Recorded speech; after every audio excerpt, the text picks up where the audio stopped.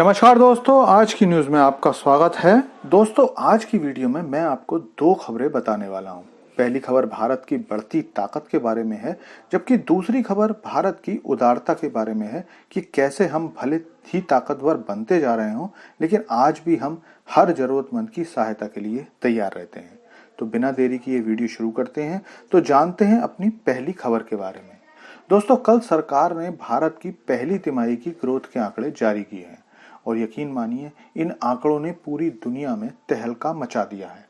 और ये सब मैं इसलिए कह रहा हूं क्योंकि ये सब तब हुआ है जबकि पूरी दुनिया लगभग मंदी में जा चुकी है और अब हालात इस तरफ जा चुके हैं कि दुनिया की ऐसी सारी एजेंसीज जो देशों की अर्थव्यवस्थाओं को रेटिंग देती हैं, वो भारत के अलावा चाहे चीन हो, जर्मनी हो, ब्रिटेन हो या अमेरिका, सभी में इन एजेंसीज ने बहुत कम भरोसा जताया है।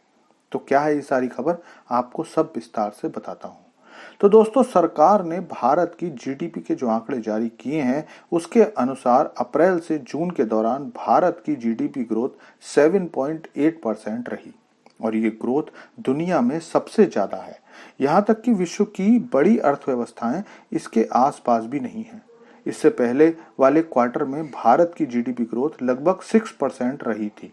इस हिसाब से 7.8% की ग्रोथ को देखकर पूरी दुनिया हैरान है और सरकार की पॉलिसीज की तारीफ कर रही है। मजे की बात यह है कि इसी दौरान हमारे पड़ोसी चीन की जीडीपी ग्रोथ 6.3 रही है और ये रेटिंग एजेंसीज आगे इसे और भी कम करके आंक रहे हैं। एक बड़ी बात जो दोनों देशों की अर्थव्यवस्था में देखी जा रही है वो ये है कि कोविड के बाद जहां चीन की ग्रोथ परसेंटेज लगातार कम होती जा रही है, वहीं भारत की ग्रोथ लगातार बढ़ रही है। और ऐसा नहीं है कि सिर्फ इसी तिमाही में चीन की ग्रोथ कम है, बल्कि अब तो रेटिंग एजेंसी बार्कले ने यह भविष्यवाणी कर दी है कि चीन की जीडीपी ग्रोथ 2023 में 4.5% से ज्यादा नहीं रहने वाली।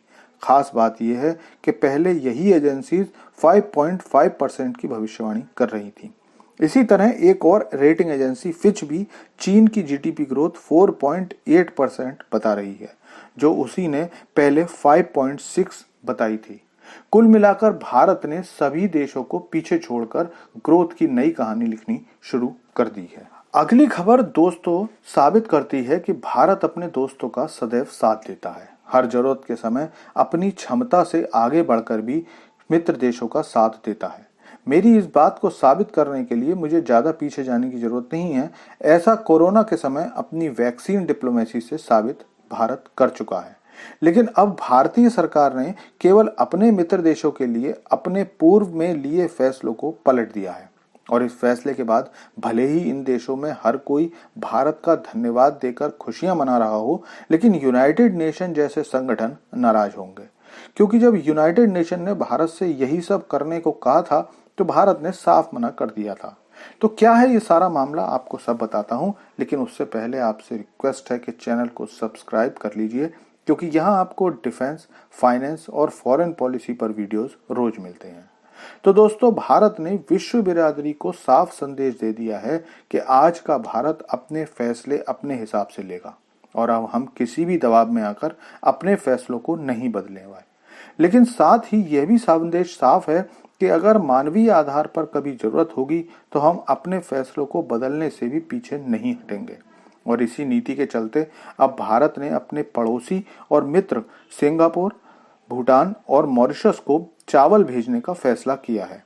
आपको पिछले दिनों मैंने बताया ही था कि भारत ने नॉन बासमती चावल के एक्सपोर्ट पर बैन लगा दिया था, जिसके बाद पूरी दुनिया में तहलका मच गया था, क्योंकि भारत पूरी दुनिया के 40% चावल की डिमांड को पूरा करता है। जिसके बाद यूनाइटेड नेशन ने भारत से इस बैन को हटाने की रिक्वेस्ट भी की थी, लेकिन भारत ने साफ मना कर दिया और इसके बाद अंतर्राष्ट्रीय बाजार में चावल की कीमतें आसमान छूने लगी। लेकिन अब जब इन तीन देशों ने भारत से अपनी जनता में होने वाली भुखमरी का अंदेशा जताया, तो भारत ने तुरंत अपने पड़ोसी धर्म का पालन करते हुए चावल के निर्यात पर लगी पाबंदी हटा ली और तीनों देशों के लिए चावल निर्यात को हरी झंडी दे दी है, जिसके बाद तीनों देशों की सरकारों ने भारत को धन्यवाद किया है।